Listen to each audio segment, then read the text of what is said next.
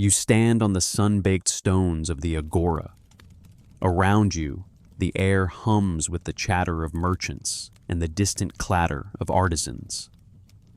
This is ancient Athens, a cradle of civilization, a place of towering marble temples and profound thinkers. You imagine the philosophers debating, the citizens voting, the athletes competing. But beneath the veneer of this glorious past lies a different story, one less often told. What if the heroes of democracy smelled rather ripe? What if the gleaming white marble hid a world of grime and unexpected practices?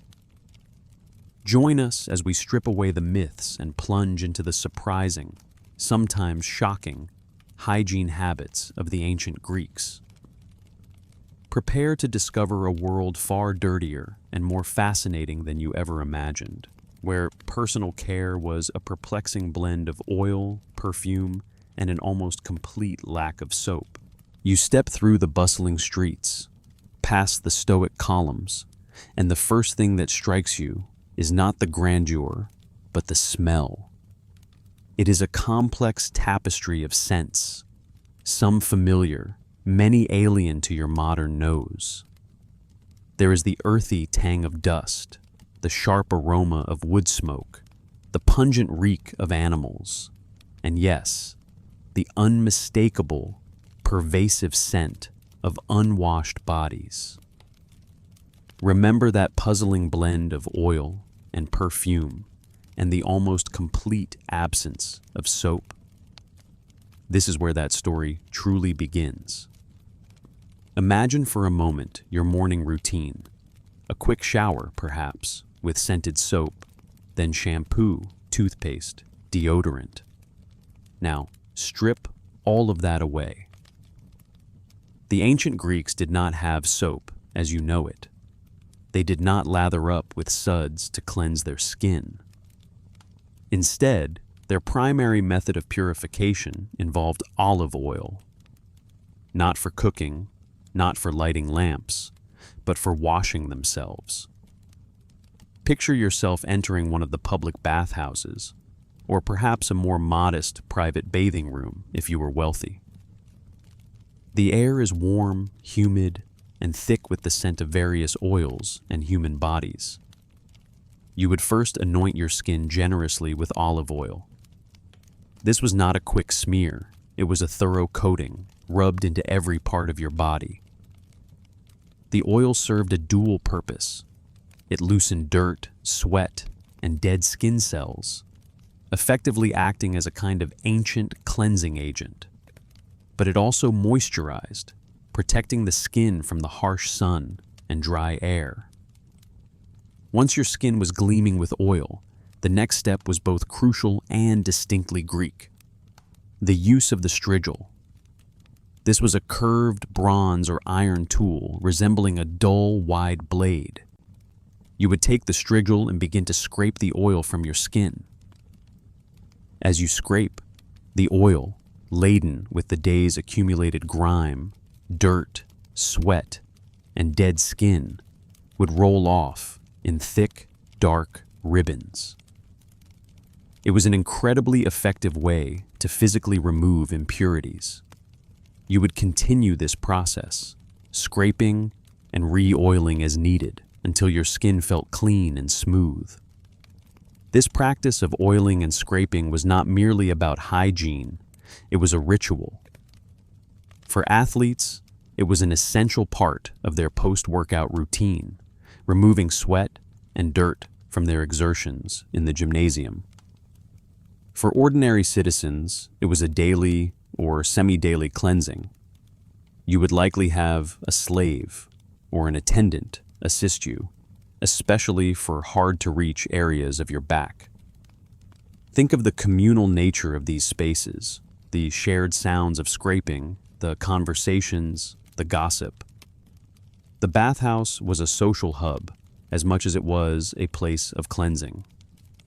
After scraping, you might rinse off with water, perhaps warm, perhaps cool, depending on the facility and the season. But again, no soap. The water merely rinsed away the last vestiges of oil and grime. Your skin would be left feeling soft, if a little oily, and probably scented from whatever perfumed oils you chose to apply next.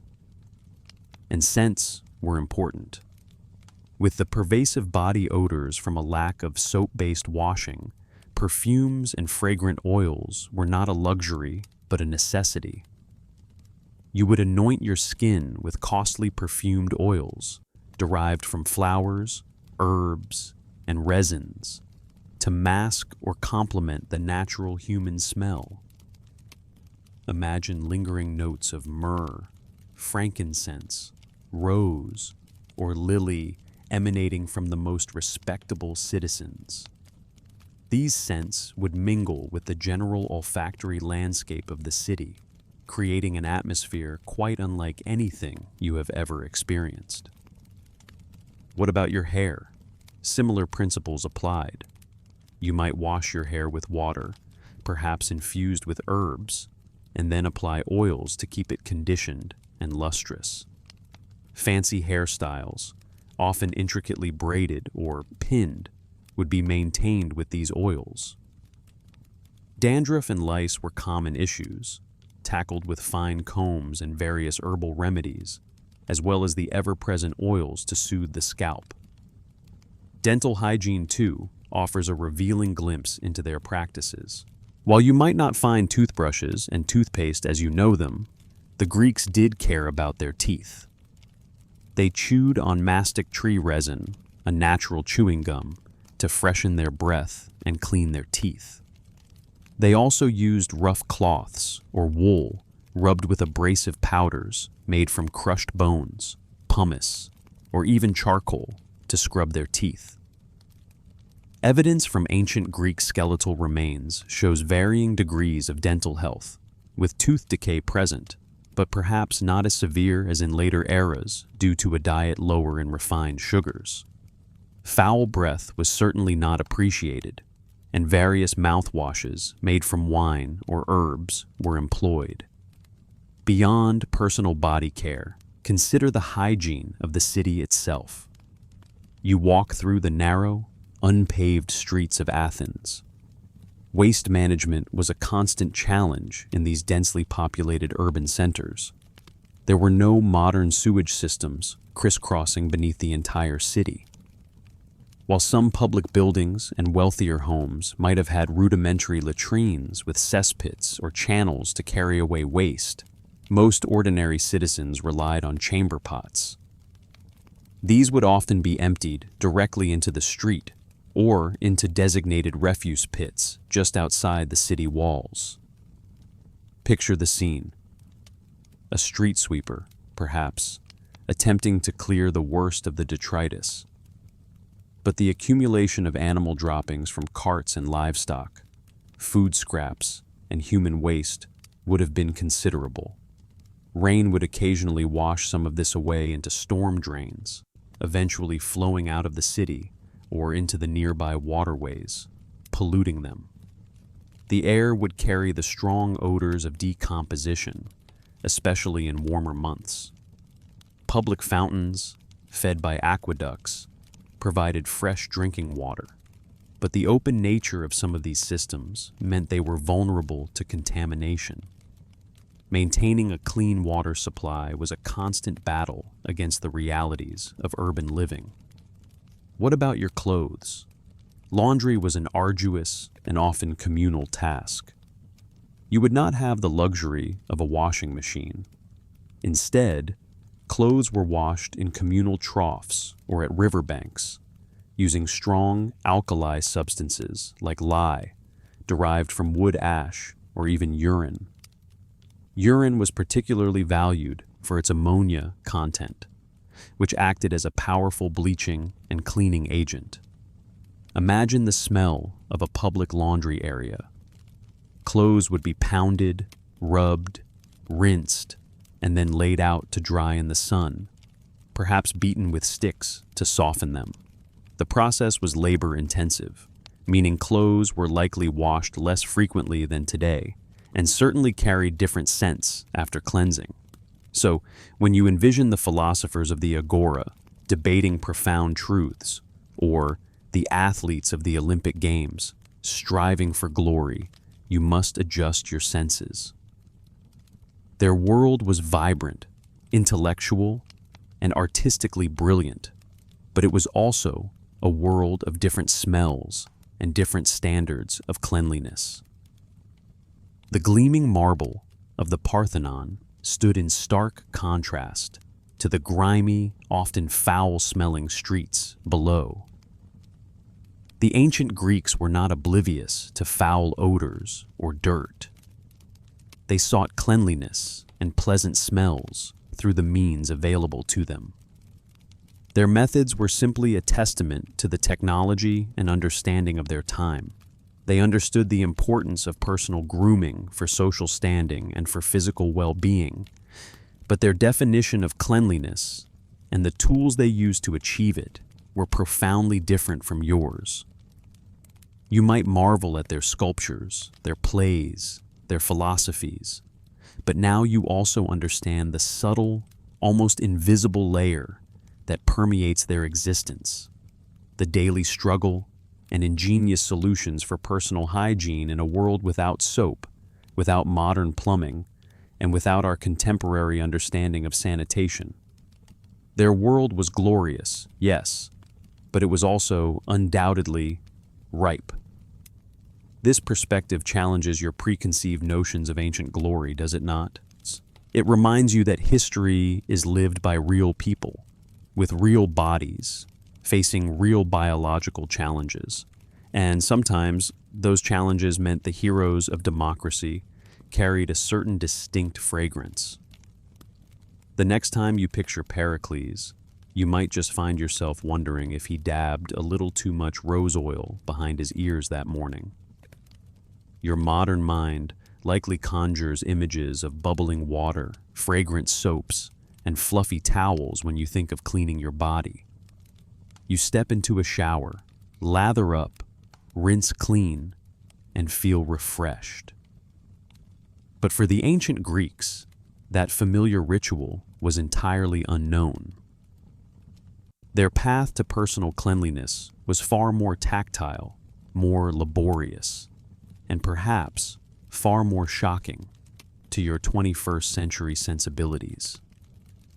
Imagine yourself now, stripped down, standing in the heart of an ancient Greek gymnasium.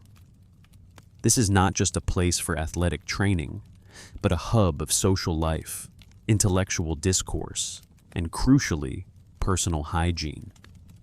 The air is thick with the scent of human exertion, olive oil, and perhaps a faint metallic tang from the tools of the trade. You are surrounded by men, their bodies glistening with sweat from their exercises. They are not preparing for a dip in a swimming pool filled with chlorinated water. Instead, they are engaging in a methodical, almost ritualistic process of purification. Observe the man beside you. He is not reaching for a bar of soap. He is holding a curved bronze implement, sleek and elegant in its simplicity. This is the strigil, the scraper, the essential key to ancient Greek cleanliness.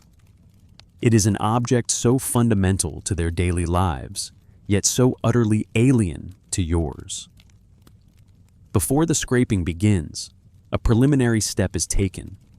You watch as a servant, or perhaps an athletic companion, approaches a jug of rich golden olive oil. This is no ordinary cooking oil. It is often infused with herbs or perfumes, though its primary purpose is not fragrance, but function. A generous amount is poured over the body, massaged into the skin, coating every limb, every curve. You can almost feel the slick, earthy balm spreading over your own skin, mixing with the sweat, trapping the grime and dust of the day. This olive oil is the ancient Greek equivalent of your soap. It is a solvent, a medium designed to bind to the dirt, the dead skin cells, and the copious sweat produced during their vigorous athletic pursuits. Think of it as a natural, emollient cleansing agent, far removed from the chemical detergents you use today. The oil saturates the pores, loosens the impurities, preparing the body for the crucial next stage. Now, with the body thoroughly oiled and slick, the real work begins. The man beside you grasps his strigil. It is a tool typically made of bronze, sometimes iron, occasionally bone, featuring a long handle and a curved blade. The curve is vital, designed to perfectly contour to the human form, allowing for effective scraping across broad surfaces like the back, chest, and legs. He presses the curved edge firmly against his skin, and with a long, deliberate stroke, pulls downwards. You hear a soft, almost wet, scraping sound. As the strigil moves, it gathers a thick, grayish mixture of oil, sweat, dirt, and dead skin cells. This viscid residue is not simply wiped away, it is scraped away, peeling off the body in satisfying ribbons. You try it yourself. The initial sensation is startling. The cool metal against your warm, oiled skin, the firm pressure as you pull. You see the accumulation on the blade, a testament to the day's toil and the oil's efficacy.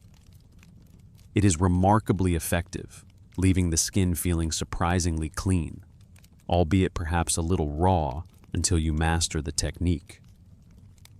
The act itself requires a certain dexterity, a rhythm that becomes second nature with practice. This scraping ritual was not a private affair. In the gymnasium, it was a communal activity. You would see men helping each other, reaching those difficult spots on the back, or having a slave perform the service. The collected grime, known as gloios, was often a source of curiosity or even, strangely enough, medicinal value. Pliny the Elder, a Roman writer, even noted that the scrapings from athletes were sometimes collected and sold as remedies for various ailments. Though whether this practice extended widely to the Greeks is debated, it speaks to the intimate relationship they had with their own bodily excretions. After the thorough scraping, when most of the oil and accumulated dirt has been removed, a final rinse is needed. Buckets of cool water are poured over the body, washing away any remaining residue. There is no hot shower with endless steam. Often, the water is cool, invigorating, a sharp contrast to the warmth of the oiled body. You emerge feeling surprisingly refreshed, not with the sterile cleanliness of modern soap, but with a different kind of purity, a sense of having shed the day's layers, both physical and metaphorical. Consider the implications of this method. Without soap to emulsify fats and oils, the Greeks relied on the physical act of scraping. This meant their skin was constantly being abraded, a practice that would be considered harsh and perhaps damaging by today's dermatological standards. Yet, for them, it was the most effective means of achieving what they understood as cleanliness. Their skin might have been tougher, more resilient, accustomed to this vigorous treatment from childhood. The strigil was more than just a tool. It was an extension of the Greek identity, particularly for men engaged in athletic and civic life. Owning a fine bronze strigil, perhaps with an intricately carved handle, was a mark of status. When an athlete died, it was common for his strigil to be placed in his tomb alongside his oil flask as essential companions for the afterlife, symbols of his physical prowess and his commitment to the ideals of Kolokagathia, the noble and good life. encompassing both physical and moral excellence. You might wonder about the smell. While the olive oil might have been perfumed, the underlying scent of sweat and scraped human residue would surely have lingered. The ancient Greek world was not odorless. It was a world of strong natural smells, of bodies working, of oils and grime, all existing in a more intimate relationship with the natural processes of the human form than you are accustomed to. This journey into the ancient Greek bathhouse reveals a profound difference in cultural values regarding the body. Their approach to hygiene was less about eliminating all bacteria and more about maintaining physical readiness, aesthetics, and social presentation through a process of oiling, scraping, and rinsing. It was a utilitarian approach, focused on removing visible dirt and the feeling of stickiness, rather than an invisible battle against microscopic germs. The gymnasium was, in essence, their public bathhouse, their spa, their social club. It fostered a communal understanding of the body and its care. You would not simply clean yourself, you would clean yourself amongst your peers, engaging in shared ritual, observing and being observed. This shared vulnerability, this acceptance of the body in its working state before and after cleansing, tells you something vital about their society's comfort with the human form.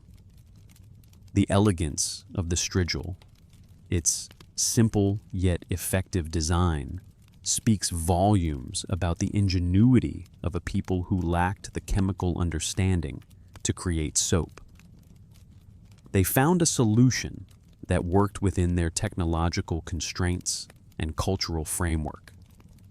It was a solution that integrated perfectly into their athletic culture, their philosophical appreciation for the human body, and their communal way of life.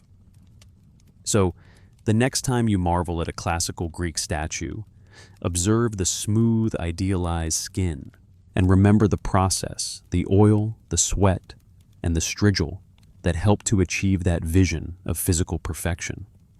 It was a testament to a world where cleanliness was attained through friction, effort, and a close, almost visceral connection to the body's natural state. Your journey into ancient hygiene has just begun, revealing a world where the concept of clean was surprisingly hands-on, and in many ways, far more revealing of the person beneath the grime. This scraping secret, once uncovered, provides a new layer of understanding to the physical reality of daily life in ancient Greece. It forces you to shed your own modern assumptions, much like the Greeks shed their daily grime. You have scraped away the layers of dust and time, shedding your modern assumptions about clean in ancient Greece. You now understand the essential role of the strigil and oil in daily athletic and communal life. But what about the less tangible elements of hygiene? What about the air itself, thick with the sense of human endeavor, of city life, of the very bodies that walked these ancient streets?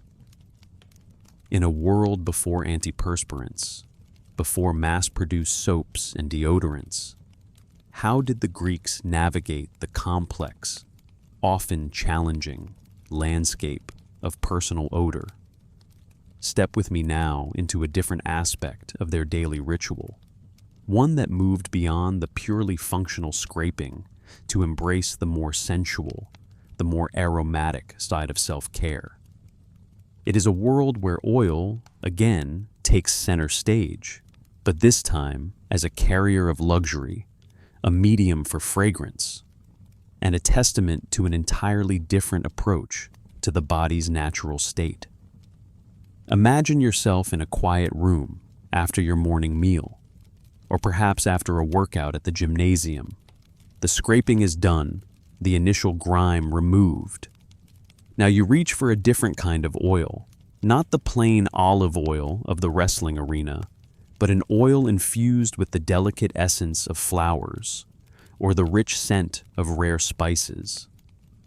This was a common practice, a daily indulgence that went beyond mere cleanliness. The ancient Greeks were connoisseurs of scent. Their world was alive with natural aromas, and they understood the power of fragrance to transform, to delight, and to define. Perfumed oils were not a luxury reserved for the elite or for special occasions alone. They were an integral part of personal grooming for many, a way to mitigate the inevitable odors of a life lived closely with the natural world and without our modern methods of odor control. These precious oils were typically olive oil or almond oil, acting as a base, infused through various methods with an astonishing array of botanical extracts. Think of roses and lilies, violets and irises, myrrh and frankincense, cinnamon and cardamom. These were not synthetic concoctions. These were the true potent essences of nature, blended with a skill that rivaled any modern perfumer. You would rub these fragrant oils into your skin, allowing them to absorb, to moisturize, and to leave behind a lingering, personal aura. This practice served multiple purposes. It was a moisturizer in a dry climate, a protective layer against the sun and elements, and crucially, a source of personal fragrance. Consider the sensory experience. Instead, your skin would carry the earthy, floral, or spicy notes of the oils you chose, blending with your own unique body chemistry. These were often heavy, persistent scents, designed to last and to make an impression. They were not subtle by modern standards, but in a world that was undoubtedly much smellier than our own, they served as a fragrant counterpoint. Perfumes in ancient Greece were also deeply intertwined with social status and religious observance. The more exotic and potent the ingredients, the higher the cost and the greater the prestige. Imagine attending a symposium, a lively intellectual gathering. The air would be heavy with the scent of wine, roasted meats, and the diverse perfumes worn by the attendees. Each person's choice of fragrance would communicate something subtle about their wealth, their taste, and perhaps even their mood. In religious ceremonies, aromatic resins and incense were burned as offerings to the gods, creating a fragrant shroud that ascended to the heavens, symbolizing piety and reverence. Beyond the body itself, scented oils played a significant role in hair care. You would often oil your hair, smoothing it, perhaps braiding it or tying it back. This kept it manageable, added a sheen, and again, infused it with a pleasant aroma. Hair was not shampooed daily in the way we understand it. It was cleansed with water, sometimes with ash or clay, and then nourished and perfumed with oils. The result was hair that was perhaps heavier, richer, and certainly more fragrant than our own often stripped and lightened locks. But let us pause and consider the larger picture. Despite the meticulous application of oils and perfumes, was the ancient Greek world truly clean by our standards? This is where the perplexing element truly emerges. Remember, daily access to large quantities of running water for washing was not a universal luxury. Public baths existed, but often involved basins of water for washing, not continuous showers. Many people would have relied on sponge baths in their homes, using small amounts of water and, yes, oil to cleanse. The concept of soap as we know it was rudimentary or non-existent. Instead, the oil itself, combined with friction from hands or a cloth, served to lift dirt and sweat. Then, more oil, often perfumed, was applied. This means that while dirt was removed, a layer of oil mixed with skin cells and sweat might have perpetually remained, refreshed and re-scented, rather than entirely washed away with detergents. Imagine walking through a bustling Athenian marketplace. The air would carry a complex symphony of smells: the dust from unpaved streets, the sweat of laborers, the pungent aroma of animals, the strong scent of various foods, the faint but ever-present waft from open sewers, and then, cutting through it all, the diverse, often strong, perfumes worn by the people. This brings us to a crucial point about ancient hygiene. The Greek perception of smell itself was likely different from ours. Our modern society has an almost obsessive aversion to natural human body odor.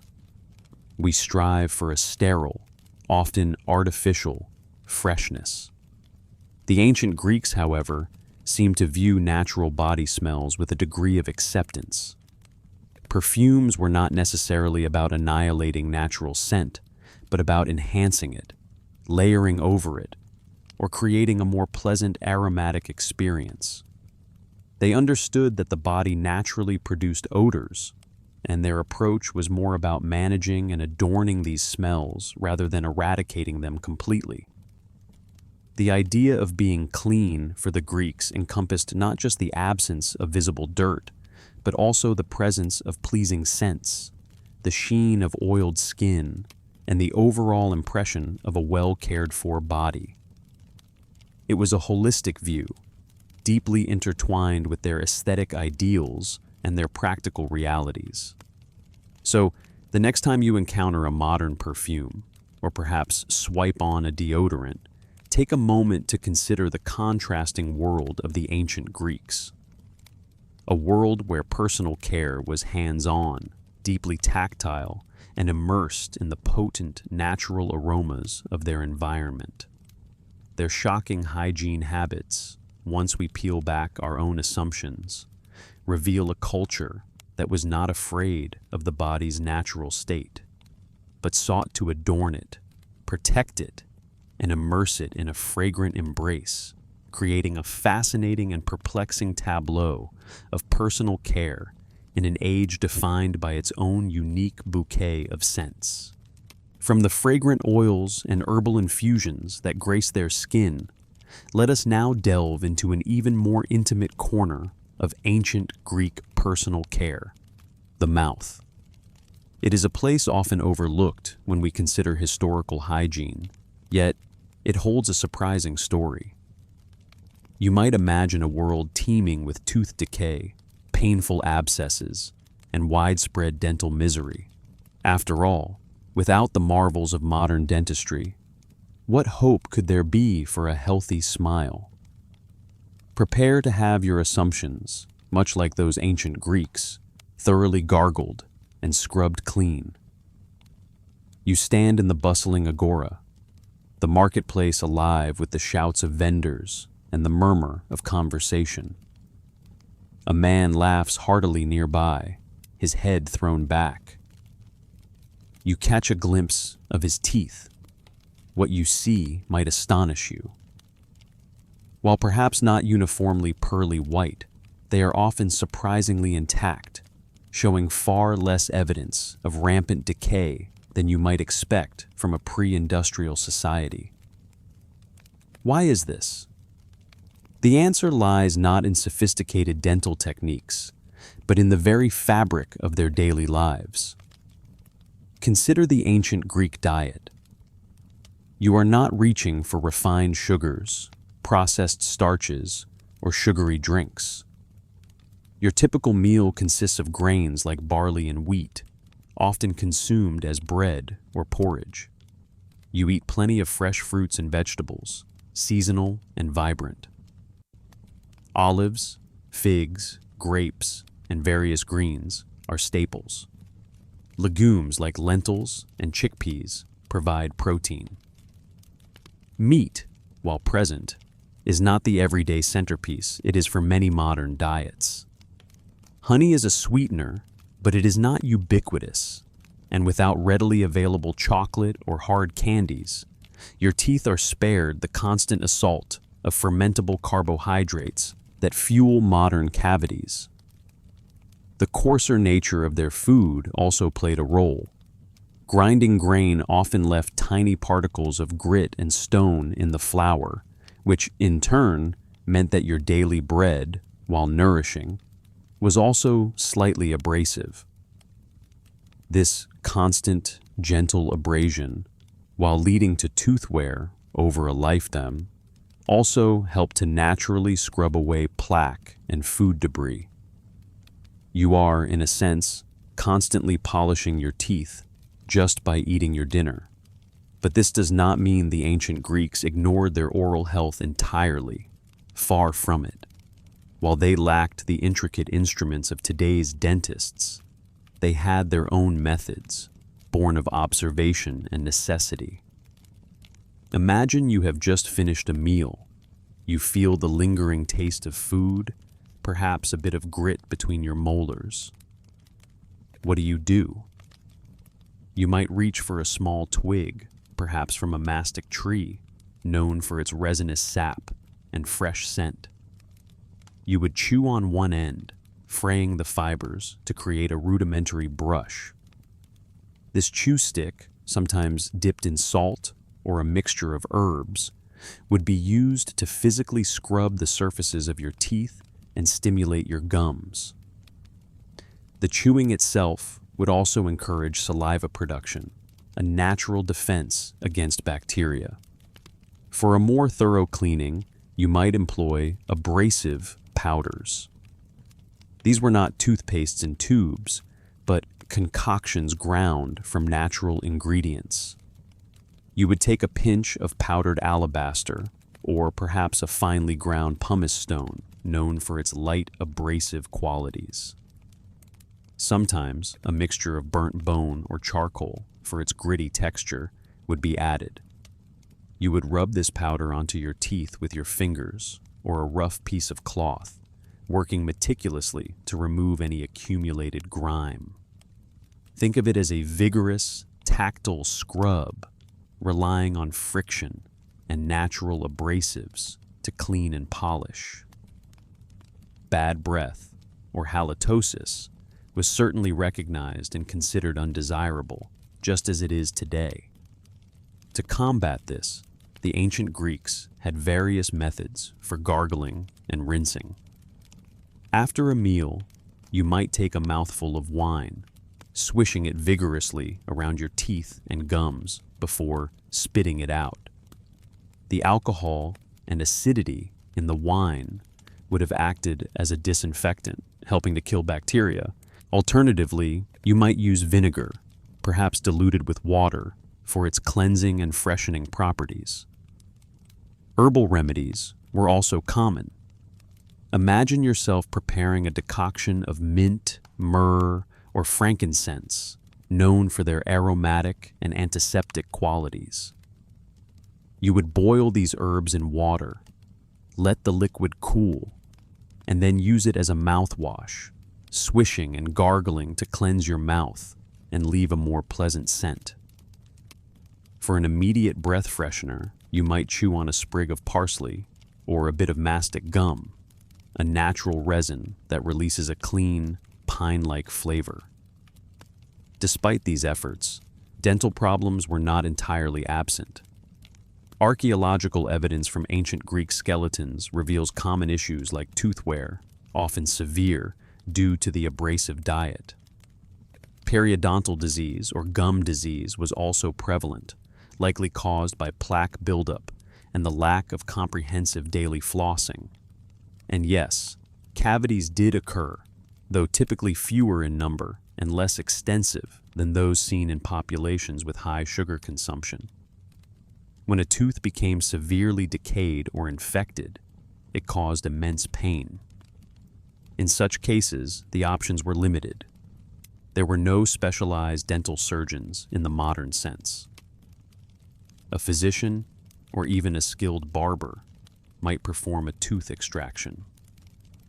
You would face this procedure likely without anesthesia, though some pain-numbing herbs might have been offered.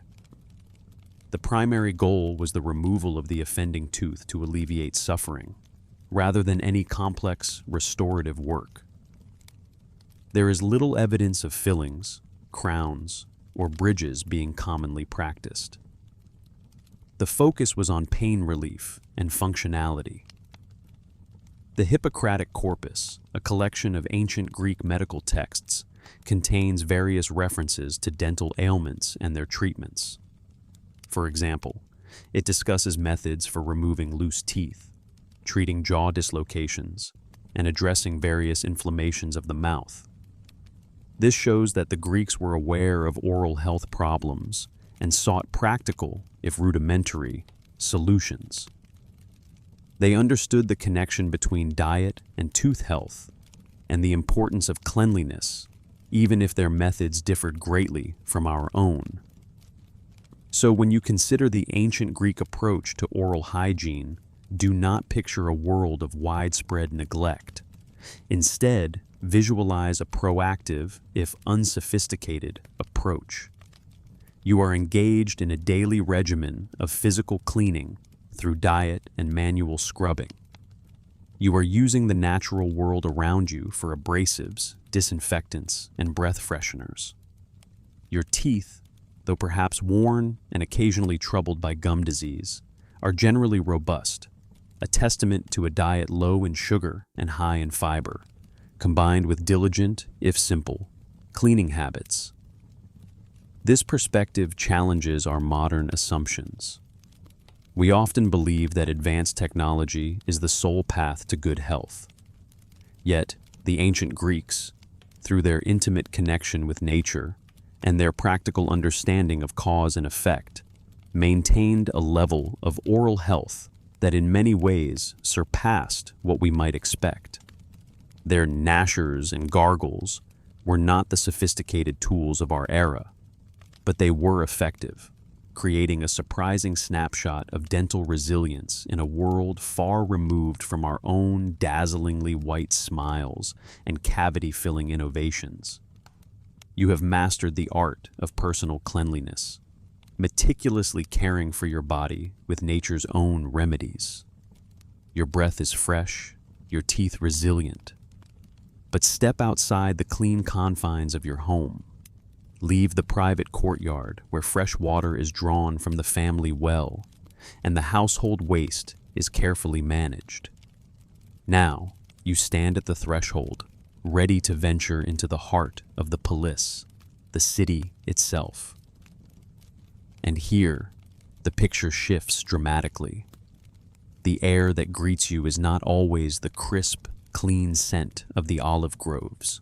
Instead, a complex tapestry of odors assaults your senses, a potent reminder that while individual hygiene was practiced with diligence, the concept of collective public sanitation in ancient Greece often presented a far more challenging and, to our modern sensibilities, shocking reality.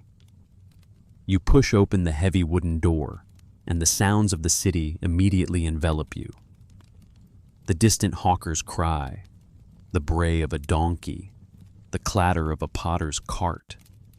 But it is the ground beneath your feet and the air around your face that truly define this experience.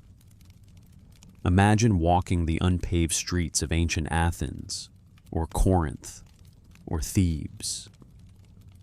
The surfaces are not the smooth, organized pavements we expect. Instead, they are compacted earth, often uneven, deeply rutted by countless chariot wheels and foot traffic. After a rain, these thoroughfares transform into muddy rivers, treacherous and thick with whatever matter has accumulated upon them. And what has accumulated? A surprising, often disgusting, array of detritus. Look down. You are navigating a landscape punctuated by discarded food scraps, fallen leaves, and the ever-present droppings of animals. Dogs roam freely, scavenging. Pigs, too, are common sights in some areas, rooting through refuse. Horses and donkeys, vital for transport and labor, leave behind their contributions to the streetscape with casual indifference. This animal waste, combined with the organic decay of discarded market goods, creates a potent, fermenting stew under the sun.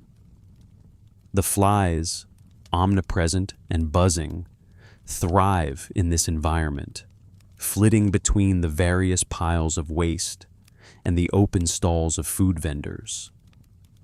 But the most challenging aspect of ancient urban sanitation, the one that truly defines the stench of the polis, involves human waste. Public latrines, while not entirely absent, were not the widespread, sophisticated systems we know today. Think instead of the ubiquitous chamber pot. Within your own home, this was emptied with relative discretion, perhaps into a household midden or compost pit. But what happened to the contents of those countless pots in a densely populated city, day after day? Often, with a simple warning shout from an upper window, the contents of chamber pots were simply tossed into the street below. Imagine that. Or a similar warning rings out, and you must quickly dart aside to avoid a deluge of human effluent.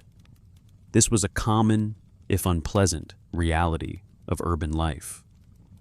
The liquid waste would then either soak into the unpaved earth or run down the natural inclines of the street, eventually finding its way to the lowest points, or sometimes into designated, though often open, drainage channels.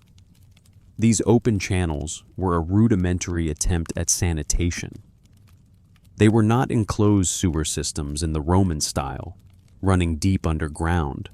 Instead, they were more like shallow ditches carved along the sides of streets, designed to carry away stormwater and whatever other liquids flowed into them. They were, in essence, open sewers, exposed to the air, baking in the sun, and breeding grounds for insects and disease. The smell emanating from these channels, especially in the heat of summer, would have been overwhelming, a constant, pungent reminder of the city's less appealing side. Consider the implications for public health.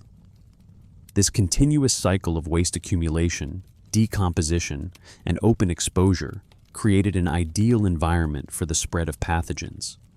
Flies, as mentioned, were vectors, easily transferring bacteria from rotting waste to food. Water sources, too, were vulnerable. While the Greeks understood the importance of fresh, clean water for drinking, and often channeled spring water into public fountains through simple aqueducts, these systems were not immune to contamination. A broken pipe, an overflowing drain, or the seepage of waste from the streets into groundwater could easily compromise a public well or fountain. Diseases like dysentery, typhoid, and cholera, spread through contaminated food and water, would have been ever-present threats, capable of sweeping through a city with terrifying speed and lethality. The very concept of germ theory was millennia away, so the precise mechanisms of disease transmission were a mystery, attributed often to divine displeasure or miasma, bad air. This brings us to the air itself. The Greeks were keenly aware of the impact of bad air or miasma on health. But rather than understanding it as airborne microbes, they perceived it as a foul, noxious vapor rising from decaying matter. Ironically, while their understanding was incomplete, their observation was astute. The putrid odors of the streets and drains were indeed indicators of disease-causing processes, even if the exact scientific link remained obscure. You would have grown up accustomed to these smells, learning to discern the various layers of the city's olfactory landscape. The sweet scent of baking bread from a nearby oven, juxtaposed with the sharp tang of urine and the heavy reek of refuse. Despite this challenging environment, the Greeks were not entirely oblivious to the need for some form of urban planning or public hygiene. Hippocrates, the father of medicine, for example, emphasized the importance of clean air and water for health. He advised physicians to consider the climate, water sources, and local environment when diagnosing and treating patients. There was an intellectual understanding of environmental factors influencing health, even if the practical application of comprehensive urban sanitation remained elusive. Some cities did make efforts. Athens, for instance, had a system of underground drains, though these were primarily for stormwater runoff rather than a true sewage system for human waste. These were often brick-lined channels, more sophisticated than the open ditches, but still limited in scope and not designed to handle the full range of urban effluent. The waste from individual homes, even those connected to a drain, would still often have been collected in cesspits or carried to designated dumping grounds outside the city walls. It is a striking contrast to the sophisticated water and sewage systems developed by civilizations like the Minoans on Crete centuries earlier, or the Romans much later. The Minoan palace of Knossos, for instance, boasted flush toilets and elaborate drainage systems dating back to the 2nd millennium BCE. Roman cities, with their impressive aqueducts and network of public latrines connected to comprehensive sewer lines, represent a different scale of public health infrastructure entirely. The classical Greeks, for all their intellectual prowess and advancements in philosophy, art, and democracy, did not prioritize, or perhaps did not have the engineering capability or communal will to implement such extensive public sanitation on a widespread urban scale. Why this apparent oversight? Part of it lies in the decentralized nature of Greek city-states. Unlike the vast, centralized Roman Empire, which could mobilize immense resources for grand public works projects, the Greek polis often operated on a more localized, community-by-community basis. Funding for massive infrastructure projects was often directed towards temples, gymnasiums, and theaters, structures that embodied civic pride and religious devotion. The less glamorous, but critically important, work of waste management often fell to individual households, or was handled with ad hoc, less permanent solutions. Moreover, the concept of private versus public space played a role. Your own household was your domain, where you maintained cleanliness. The streets, however, were a more ambiguous space, shared by all, and therefore perhaps seen as the responsibility of none in particular, or simply accepted as a fact of urban life. The sheer volume of waste generated by a bustling city, combined with limited technology for its removal, created a problem that seemed insurmountable. So, as you navigate the narrow lanes, you learn to step carefully. You learn to brace yourself for the occasional foul odor that wafts from a nearby alleyway or open drain. You learn to ignore the flies that land momentarily on your skin. This is the reality of the ancient Greek city, a place of vibrant intellectual life, stunning architectural beauty, and a pervasive, often shocking, lack of what we would consider basic public sanitation. It is a world where the individual's commitment to personal hygiene, as we explored earlier, stood in stark contrast to the collective struggle with communal cleanliness. The air you breathe, the ground you walk upon, the water you drink, all carried a far greater risk than in your modern world. Yet, life thrived. People gathered in the agora, debated in the stoa, and worshipped in the temples, all amidst the sights and smells of a city that was at once magnificent and profoundly unhygienic. This sensory immersion, this constant awareness of your environment, shapes your daily experience in a way that is hard for us to fully grasp. The very act of walking through the city becomes an exercise in navigation, not just of physical obstacles, but of olfactory and microbial hazards. It is a testament to the resilience of ancient populations, and perhaps a humbling reminder that our modern notions of health and comfort are built upon foundations that were hard-won over millennia.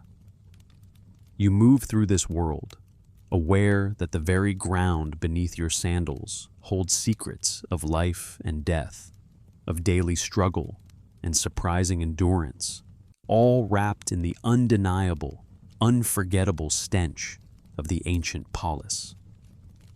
The scent of the city, that omnipresent, unforgettable stench, was more than just an annoyance. To the ancient Greeks, it was a tangible threat, a visible manifestation of what they called miasma. You breathed it in with every step, a cloud of foul air believed to carry disease, an invisible poison rising from decay, from stagnant water, from unwashed bodies, from all the unmanaged refuse of a bustling metropolis. The very air you inhaled, so often heavy with the aroma of the ancient polis, was thought to be a conduit of illness. This was the prevailing understanding of contagion, a concept woven into the fabric of daily life, influencing everything from where you built your home to how you treated the sick. Imagine standing at the edge of the Kifissos River, the main water source for Athens. You might see not only women washing clothes, but also tanners processing hides, and perhaps even the city's waste flowing into its murky currents further downstream. The water you relied on for drinking, for cooking, for washing, was vulnerable. There was no widespread understanding of microscopic pathogens, no germ theory to explain why a pristine spring could be safer than a city well. Instead, the focus was on visible impurities, and more importantly, on the invisible noxious vapors. A place that smelled bad was inherently unhealthy, a breeding ground for disease. Your own personal hygiene, by modern standards, would strike you as rudimentary at best. True, the Greeks valued cleanliness. You would likely visit a public bathhouse, known as a balaneion or gymnasium, perhaps a few times a week, especially if you were a man of means. Here, you would not find soap as you know it.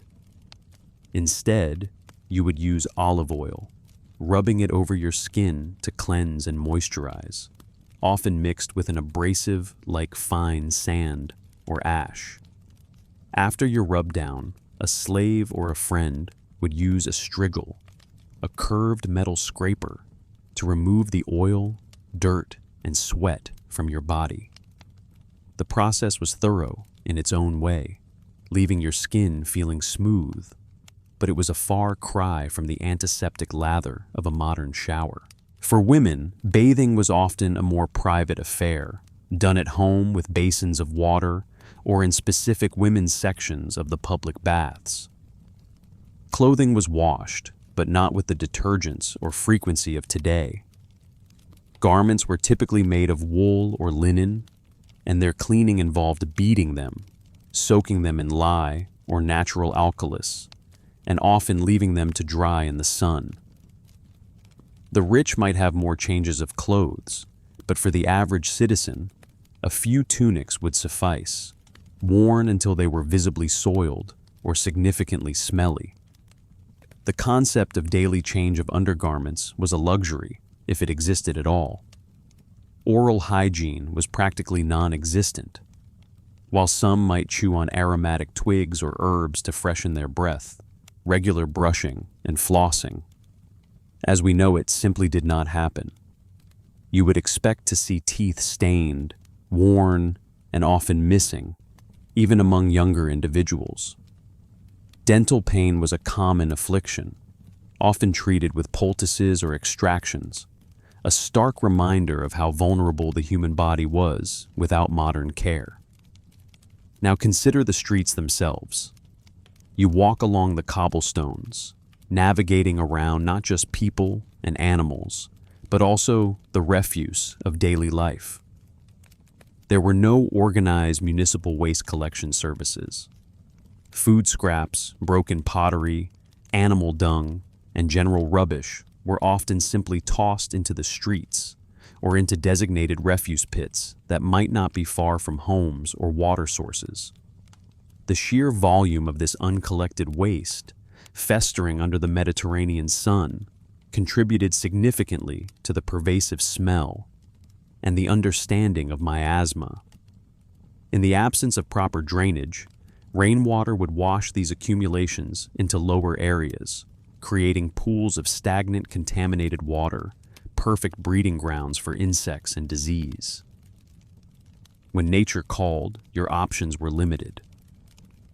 Public latrines were not uncommon in larger cities like Athens, often communal benches with holes in them, sometimes flushed by running water, but more often requiring manual cleaning or relying on gravity to carry waste into a cesspit.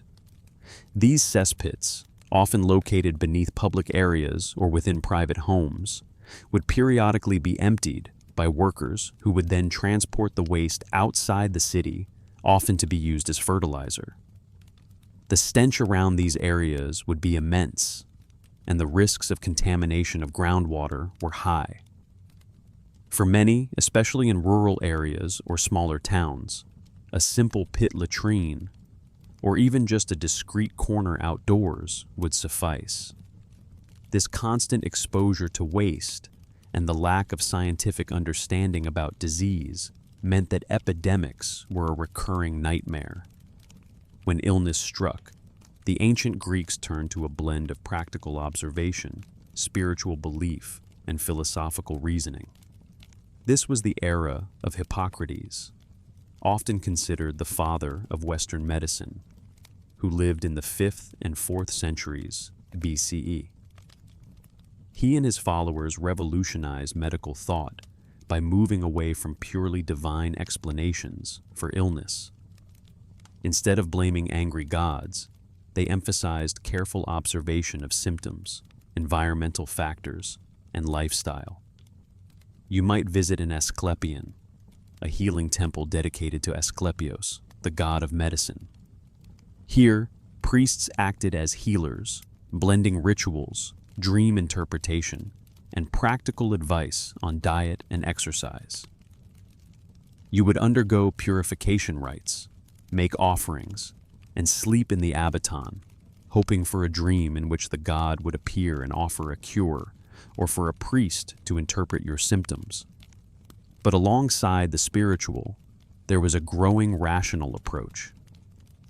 Hippocratic medicine operated on the theory of the 4 humors: blood, phlegm, yellow bile, and black bile. You believed that a healthy body maintained a balance of these humors, and illness arose from an imbalance. Your doctor, observing your symptoms, the season, your diet, and your environment, would prescribe treatments aimed at restoring this balance. This could involve changes to your diet, exercise, baths, purges, emetics, or even bloodletting. For example, if you had a fever, believed to be an excess of blood or yellow bile, a doctor might recommend bloodletting to reduce the quantity of that humor. Surgery was practiced, but it was crude and often dangerous due to the absence of anesthetics and antiseptics. Fractures were set, dislocations reduced, and wounds treated with bandages and herbal poultices. There was a remarkable understanding of anatomy gained from observing injuries, and perhaps some dissection of animals, though human dissection was largely taboo. Yet, without knowledge of infection, Many procedures that might seem simple today would carry an extremely high risk of death from sepsis. Your doctor would be a keen observer, often making detailed notes on a patient's condition, the progression of their illness, and the efficacy of treatments. This emphasis on clinical observation was groundbreaking. Yet, despite their intellectual leaps, the ancient Greeks were fundamentally limited by their lack of microscopic understanding. The very dirt and decay they identified as the source of miasma were indeed contributors to disease, but for reasons they could not comprehend. Their hygiene habits, shaped by available technology and their scientific understanding, were a constant battle against unseen enemies. So, as you walk through the ancient Greek city, smelling its distinctive odors, seeing its accumulated waste, remember that this environment was the crucible in which their understanding of health and disease was forged. Their doctors, working without germ theory, without proper sanitation, without modern pharmaceuticals, were nonetheless pioneers, laying the intellectual groundwork for medicine. Their shocking hygiene habits, far from being a sign of ignorance, were simply the best they could do with the knowledge and tools available, in a world where every breath carried a potential threat, and every wound could mean death. It was a world of constant vigilance against an invisible enemy, a testament to the enduring human struggle for health and survival. The fight for survival in the ancient Greek world was not solely against disease or hunger. It was also a constant navigation of social order, a struggle to define oneself, and a subtle declaration of status. Within this complex web, your personal hygiene, or lack thereof, spoke volumes. Cleanliness was not merely about health. It was a potent social signal, a marker of your place in a rigid hierarchy. Imagine yourself now, standing not in the bustling market, but just outside the grand public baths. The air here feels different, perhaps a little steamy, carrying the faint scent of oil and human warmth, a stark contrast to the general miasma of the city streets. These were not just places to wash away the day's grime. They were vibrant social hubs, essential to the rhythm of Greek life. For many, especially men, a visit to the public bath was a daily ritual, a cornerstone of their physical and social well-being. You pass through an arched entrance, perhaps a simple one if you were in a smaller town, or an imposing, artfully decorated facade in a major polis like Athens or Corinth. Inside, the atmosphere is alive. The sounds of splashing water mingle with the murmur of conversations, the rhythmic thud of a ball game, and the occasional shout from the wrestling area. This is a world away from your private quarters. Here, you are part of a larger community, engaging in a communal act of purification and recreation. The process of bathing was quite different from your modern shower or tub. There was no soap as you know it. Instead, you would likely begin by anointing your skin with olive oil, sometimes infused with fragrances. This oil served multiple purposes. It helped to loosen dirt and sweat, moisturize the skin, and for athletes, prepared muscles for exertion or soothed them afterwards. You might see others vigorously rubbing oil into their limbs, preparing for a wrestling match in the adjacent palaestra, or simply enjoying the sensation. After a good sweat in a warm room, or perhaps a vigorous workout, you would then use a strigil, a curved bronze or iron instrument, to scrape the mixture of oil, sweat, and dirt from your skin. It sounds harsh to your modern sensibilities, but this was an effective method of cleansing, removing impurities, and exfoliating the skin. You would observe others performing this ritual, their movements practiced and efficient. Slaves might assist their masters, meticulously scraping away the grime, a clear demonstration of wealth and leisure. Then came the water. Often, the public baths featured cold plunge pools, refreshing and invigorating, or lukewarm basins for a gentler rinse. You would immerse yourself, feeling the cool water wash away the last traces of oil and dirt, leaving your skin feeling surprisingly smooth and clean, albeit in a way that feels distinctly ancient. This was not a sterile, germ-free clean, but a purification that was both physical and social. You emerge feeling refreshed, your pores open, your body invigorated. But what about those who could not afford such luxuries, or for whom the public baths were not a daily option? For the vast majority, personal hygiene was a more rudimentary affair. You would likely rely on simpler methods, perhaps a quick sponge bath at home with water heated over a brazier, or a dip in a nearby stream or fountain if accessible. The idea of daily, full-body washing with plentiful running water was a privilege, not a norm. Consider the ordinary laborer, toiling in the fields or crafting goods in a dusty workshop. Sweat and grime were constant companions. Their clothing, typically simple tunics of wool or linen, would absorb much of the day's dirt. While they might periodically wash their clothes, the body underneath was likely not subjected to the same rigorous cleansing as those who frequented the public baths. Their cleanliness was a practical matter, focused on comfort and avoiding visible filth, rather than a deep, thorough scrubbing. And then there was squalor. For the poorest citizens, the day-to-day reality was often one of profound uncleanliness by modern standards. Imagine crowded tenement buildings in the poorer quarters of a city. Here, multiple families might share a single room. Ventilation was poor, and sanitation facilities were rudimentary or non-existent.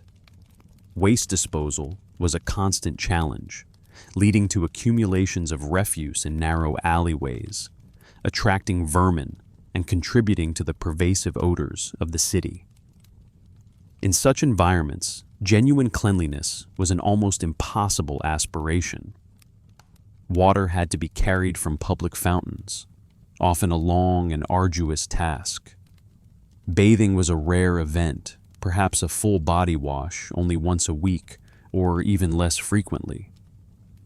The focus shifted from personal grooming to sheer survival, to staving off hunger and finding shelter. For these individuals, cleanliness was not a social statement. It was a distant dream, an unaffordable luxury. Their skin would be perpetually grimy, their hair matted, their clothes stained and worn. This was the true face of ancient squalor, a stark reminder of the vast chasm between the lives of the wealthy and the poor. The very concept of body odor was also perceived differently. In a world without modern deodorants or daily showers, natural human scent was simply part of the fabric of life. While extremes might have been considered unpleasant, the subtle, earthy aroma of a human body was likely not met with the same immediate revulsion as it might be today. Perfumes and fragrant oils were used, not just for masking odor, but as an enhancement, a luxury, a further sign of refinement. You might apply a perfumed oil after your bath, not to hide a bad smell, but to simply smell good, to complete the ritual of self-care. Even the philosophers, those seekers of wisdom, held nuanced views on hygiene. While some, like the Pythagoreans, advocated for a clean body as part of a pure lifestyle, the Cynics famously embraced a life of radical simplicity, often eschewing personal cleanliness as a superficial concern, preferring to focus on inner virtue. Diogenes, the most famous cynic, was legendary for his indifference to personal grooming, living in a jar and challenging societal norms of decency. His stark appearance was a deliberate statement against the perceived hypocrisies of his time. So, even within the intellectual elite, there was not a monolithic view on what constituted acceptable hygiene. Consider the wealthy citizen attending a symposium, a sophisticated drinking party. Here, appearance was paramount. You would arrive freshly bathed, your hair neatly styled, perhaps adorned with a fragrant garland of flowers. Your tunic would be clean, perhaps even newly laundered and pressed by your household slaves. The act of presenting yourself well was a mark of respect for your host, a demonstration of your social standing, and an embodiment of the Greek ideal of kolokagathia, the harmonious blend of nobility and goodness, beauty and virtue. A person who appeared unkempt or dirty at such an event would be seen as disrespectful, even boorish, regardless of their actual social standing. This emphasis on appearance extended beyond the purely physical. A well-maintained home, even if modest, spoke volumes. You might observe a woman meticulously sweeping her courtyard, despite the dust and dirt that constantly blew in from the unpaved streets. The presence of slaves in a household meant that floors were swept, clothes were washed, and refuse was regularly removed, all contributing to an internal environment that aspired to a higher degree of cleanliness than the bustling, often dirty world outside. Ultimately, for the ancient Greeks, cleanliness was a complex tapestry woven with threads of public health, personal comfort, social aspiration, and economic reality. It was a spectrum that ranged from the daily luxurious rituals of the elite in the public baths to the pragmatic, occasional ablutions of the common person, to the unavoidable squalor faced by the desperately poor. Your place on this spectrum was not just a matter of choice. It was often dictated by the circumstances of your birth, your wealth, and your access to resources. In a world grappling with unseen threats, where disease lurked in every shadow, maintaining a semblance of order and cleanliness was both a practical necessity and a profound statement of who you were and where you belonged. The shocking hygiene habits of the ancient Greeks were not a monolith, but a mosaic of lived experiences, each reflecting a different facet of their vibrant, challenging, and profoundly human world.